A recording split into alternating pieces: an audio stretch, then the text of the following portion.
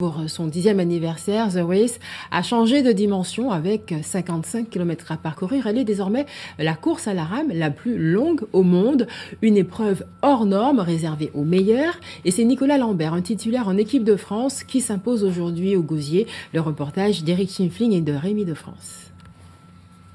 Vendredi 18h, l'archipel débarque ses passagers au port de Beau Séjour. Et parmi eux, des touristes un peu particuliers, tous équipés de rames ou de pagaies. Tous viennent participer à The Race, la course la plus longue au monde.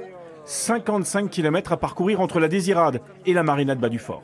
Les 36 concurrents engagés en catégorie élite ont le choix entre 4 types de supports et on commence par la pirogue. Ce sont des pirogues qui sont typées surf, contrairement à la pirogue originelle qui est une pirogue de lagon que l'on appelle le VA. Oui, ça va vite, ouais. Ça va vite à partir du moment où on maîtrise l'engin.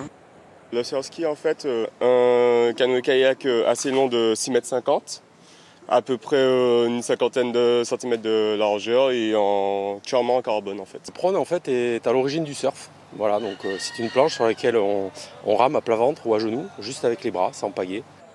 Le principe du paddle, c'est on a une pagaie, on rame debout et on se dirige seulement avec notre pagaie. Les plus lents quittent la Désirade vers 7h30 du matin. Les plus rapides, 2 heures plus tard. 3, 2, 1... Reste maintenant à avaler ces 55 km. Fort logiquement, les surf-skis s'installent en tête de la course. La plupart des concurrents sont titulaires en équipe de France. The Race est une étape dans leur préparation.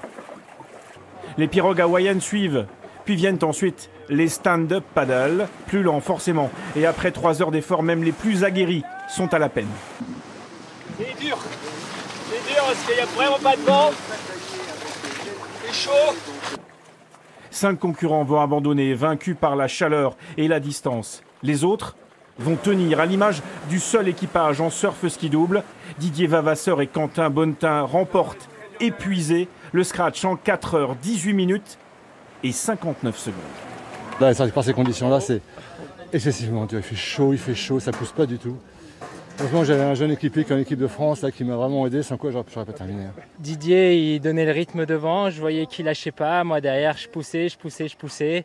Voilà, il a pris une super ligne et dès le début, en fait, on a été devant, on n'a rien lâché et voilà, et ça a tenu.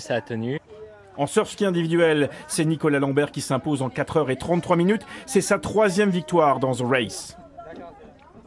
Je suis content d'arrêter de passer la ligne en première position et avec quand même de la fraîcheur et de ne pas finir à l'agonie. Donc c'est plaisant de revenir et de regagner cette 10e édition de The Race. Et pendant ce temps, les plus lents, eux, continuent d'avancer, vaille que vaille.